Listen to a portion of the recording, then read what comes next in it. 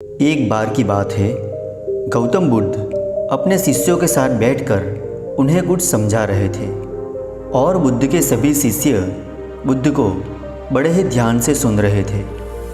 गौतम बुद्ध और उनके सभी शिष्य ये देखते हैं कि उनकी तरफ एक आदमी बहुत ही तेज़ी से आ रहा है और वो आदमी बहुत ही क्रोध में है और वो कुछ बड़बड़ाता हुआ आ रहा है।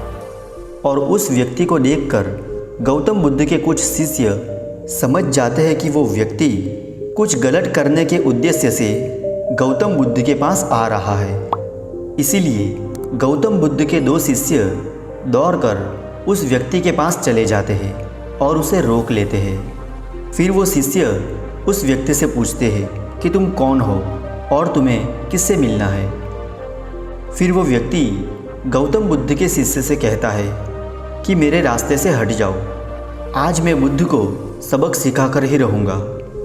उस व्यक्ति की ऐसी बातें सुनकर गौतम बुद्ध के शिष्य उसे शांत करने की कोशिश करते हैं, लेकिन वो व्यक्ति शांत होता नहीं है। फिर गौतम बुद्ध उस व्यक्ति को देखते हैं और मुस्कुराते हैं। फिर अपने शिष्य से कहते हैं कि मेरे प्रिय भिक्षुओं, उसे मेरे पास आने दो, क्योंकि वो मुझसे कुछ कहना चाहता है। बुद्ध की बातों का पालन करते हुए बुद्ध के शिष्य उस व्यक्ति के रास्ते से हट जाते हैं। फिर वो व्यक्ति गौतम बुद्ध के पास आकर खड़ा हो जाता है और जैसे ही वो व्यक्ति बुद्ध के पास पहुंचता है, वो बुद्ध जी को गाली देना शुरू कर देता है। लेकिन गौतम बुद्ध उस व्यक्ति की गालियाँ सुनते रहते हैं, परंतु उसे कोई भी उत्तर नहीं देते। और बहुत देर तक गौतम बुद्ध को गालियाँ देने के बाद वो व्यक्ति अपने ही मन में सोचता है कि मेरी गालियों का तो इस बुद्ध पर कोई असर ही नहीं हो रहा है, और इसीलिए उस व्यक्ति को और भी ज़्यादा क्रोध आ जाता है और वो व्यक्ति बुद्ध के ऊपर थूक देता है। लेकिन उसके बाद गौतम बुद्ध एक कपड़ा लेते हैं और उस थूक को साफ कर देते हैं। और ऐसा देखते ही गौतम बुद्ध के सभी शिष्य क्रोध से भर जाते हैं। लेकिन बिना बुद्ध के आज्ञा के कोई भी भिक्षु अपना क्रोध प्रकट नहीं करता और वो व्यक्ति दोबारा से गौतम बुद्ध के ऊपर थूकता है। लेकिन गौतम बुद्ध वापस से वो कपड़ा लेकर उस थूक को साफ कर देते हैं। फिर गौतम बुद्ध मुस्कुराते हुए उस व्यक्ति से कहते हैं कि मित्र, तुम कुछ और कहना चाहते हो। और जैसे ही वो व्यक्ति गौतम बुद्ध का ये प्रश्न सुनता है, वो व्यक्ति भीतर तक अपने आप हिल जाता है। फिर वो व्यक्ति बुद्ध को कोई भी उत्तर नहीं दे पा रहा है और तुरंत वहाँ से चला जाता है।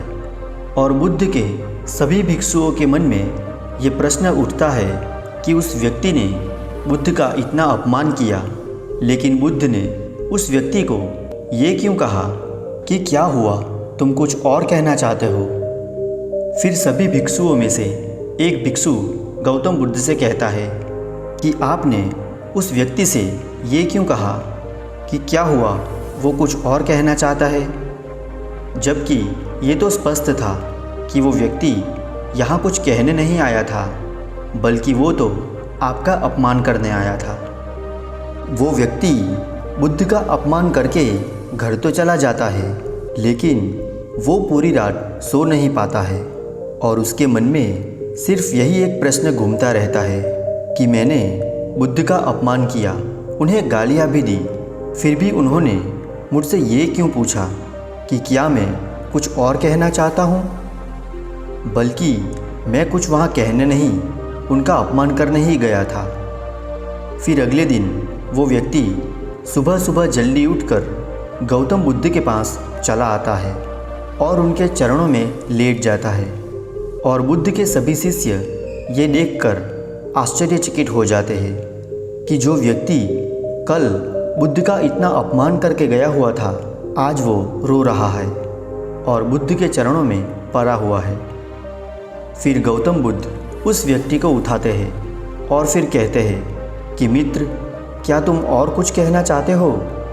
इतने में ही बुद्ध का एक शिष्य बुद्ध को टोकता है और उनसे पूछता है कि बुद्ध जी, कि जब कल ये व्यक्ति आपका अपमान कर रहा था तब भी आपने यही बात कही थी कि क्या तुम्हें कुछ और कहना है, और आज ये व्यक्ति आपके चरणों में पड़ा हुआ रो रहा है और आप अब भी यही बात कह रहे हैं। इसका क्या अर्थ है?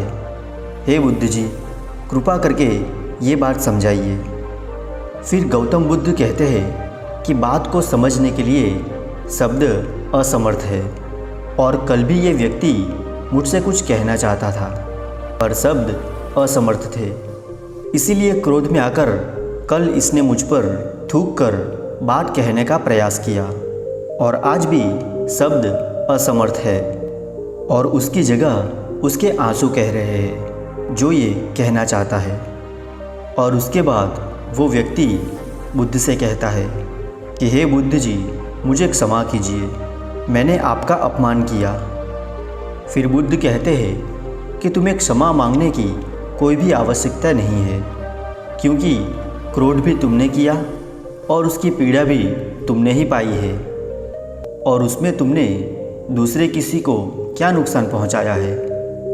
फिर गौतम बुद्ध अपने सभी शिष्यों और उस व्यक्ति से कहते हैं कि क्रोध जलते हुए अंगारे की तरह है, जैसे हम अपने हाथ में पकड़ते हैं किसी और के ऊपर फेंकने के लिए, लेकिन हम ये भूल जाते हैं कि सबसे पहले वो अंगारे से हमारे खुद के हाथ ही जल जाते हैं। तो दोस्तों, इस कहानी से हमें ये समझने को मिलता है कि क्रोध की वजह से हमें खुद को ही समस्या उत्पन्न होती है, इसलिए क्रोध को ना करें।